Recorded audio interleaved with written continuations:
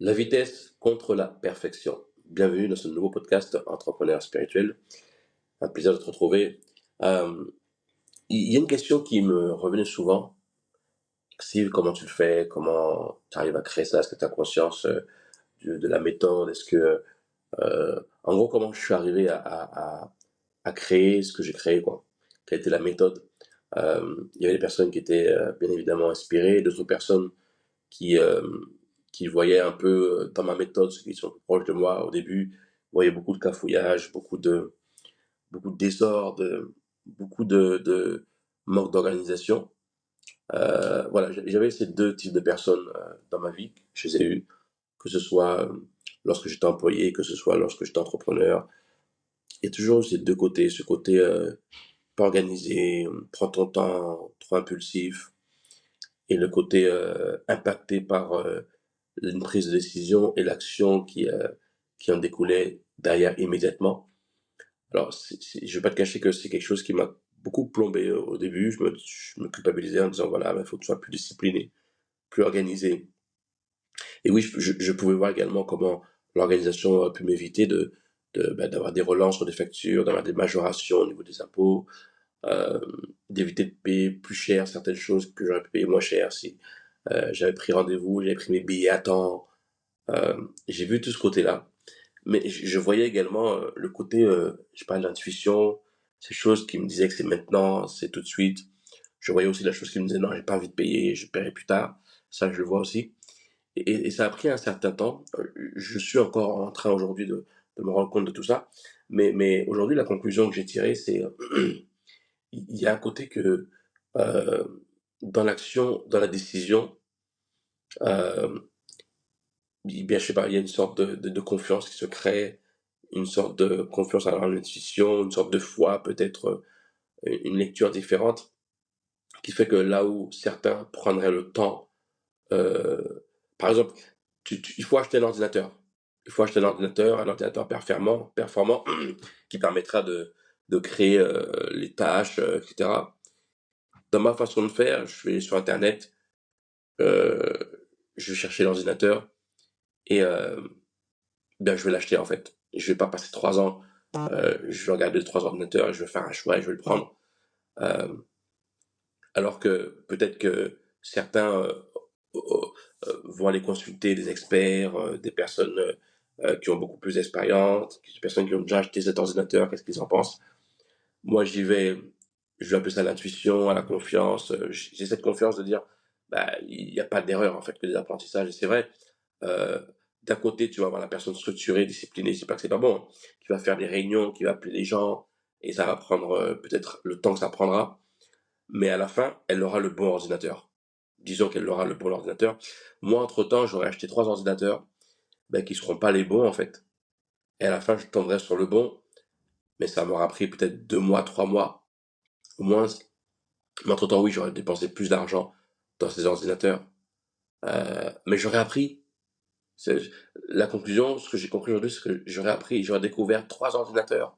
J'aurais compris exactement pourquoi est-ce qu'ils sont pas bons. Ça va améliorer ma recherche. Et je tomberai sur l'ordinateur qui correspond, en fait. À la fin, on a le même résultat, mais j'ai appris tellement de choses dans ces 3 ordinateurs qui fonctionnaient pas. Et j'ai l'impression que c'est ça, en fait, qui, euh, qui, m- qui est un peu ce moteur de prise d'action, prise de décision et de résultat. J'ai comme l'impression, alors, pas une vérité absolue, hein, et puis j'arrête pas d'évoluer, mais j'ai comme l'impression que, bah, en fait, j'ai pas perdu d'argent, en fait. J'ai investi dans une sorte de formation sur le terrain, ce qui correspond vraiment avec le côté autodidacte que j'ai, en disant, bah, c'est sur le terrain, en fait. Et l'expérience que j'acquiers quand j'ai allumé l'ordinateur, quand j'ai voulu faire les essais, quand j'ai voulu faire telle fonction, ça n'a pas marché, et j'ai compris pourquoi et comment, ce qu'il fallait faire et pourquoi c'était limité, et qu'est-ce qu'il fallait chercher. En fait, j'ai laissé en moi, et cet apprentissage, j'ai vraiment eu l'impression, j'ai la conviction qu'il me sert dans d'autres domaines de ma vie également. Donc, oui, j'aurais pu faire les réunions, j'aurais pu lire plus d'avis, plus de retours, plus de témoignages. Euh, mais j'ai l'impression que ce que j'apprends en me lançant, euh, voilà, il y a une phrase qui me revient pendant que je te fais ce podcast. Il y a une phrase qui me revient, qui est qu'il y a deux types d'entrepreneurs. C'est un entrepreneur qui est en haut de la falaise et qui comprend qu'il faut un avion, en fait, pour arriver à destination. Donc, il va construire l'avion. Il va prendre le temps, chercher les plans, il va construire l'avion, il aura l'avion, ensuite il va voler, il va arriver à destination. Et il y a l'autre entrepreneur qui va sauter, en fait, qui va sauter depuis cette falaise, et dans sa chute, il va construire l'avion, et il va arriver à destination. Je ne sais pas quel type d'entrepreneur que tu es, et je ne dis pas qu'il y en a un qui est mieux que l'autre.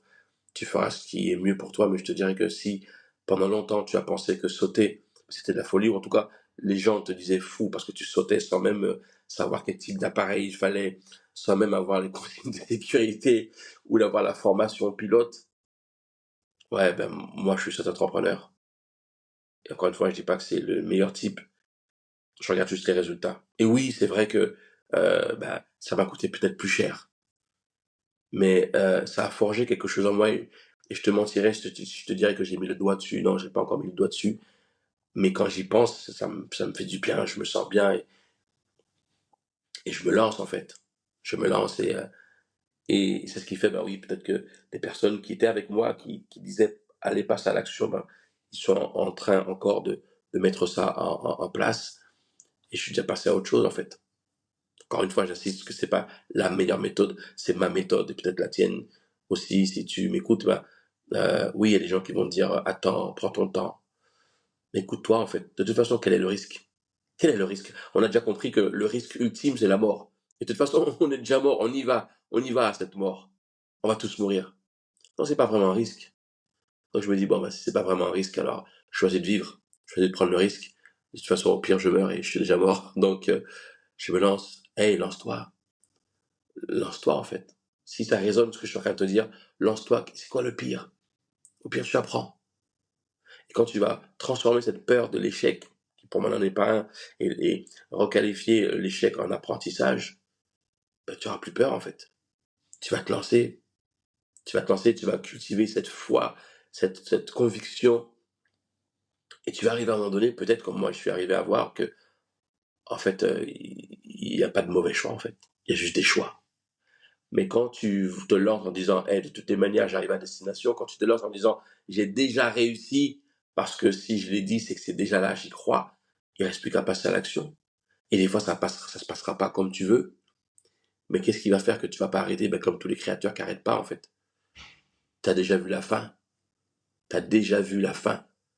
Donc, c'est action et encore action et se redéfinir et se reconvertir en qui tu dois te convertir, en refaire les actions que tu dois faire et tu lâches rien parce que tu y es déjà arrivé. Et la méthode, c'est la tienne. Eh ben, vas-y, ta méthode, c'est de sauter de la falaise et de construire l'avion. Saute de la falaise, frérot. Saute de la falaise. Moi, j'ai fait tellement de sauts de cette falaise que pour moi, avant, ça faisait peur et maintenant, je saute, j'ouvre mes bras, je vole déjà et j'ai l'impression qu'un jour, j'aurai même plus besoin d'avion, en fait. Je vais, je vais juste voler. Je prends tellement de plaisir dans cette chute. J'ai pas peur, j'ai pas de stress.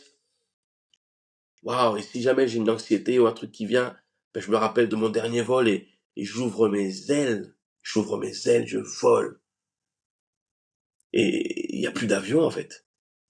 Il n'y a plus d'avion, je vole. Voilà, mon invitation pour toi, c'est de voler, en fait. C'est de voler. Juste ça, vole. Fais-toi confiance. Parce qu'il n'y a pas de risque. Il n'y a pas de mauvais choix. Au pire, tu meurs et t'es déjà mort. Allez, à bientôt. Prochain podcast. Salut.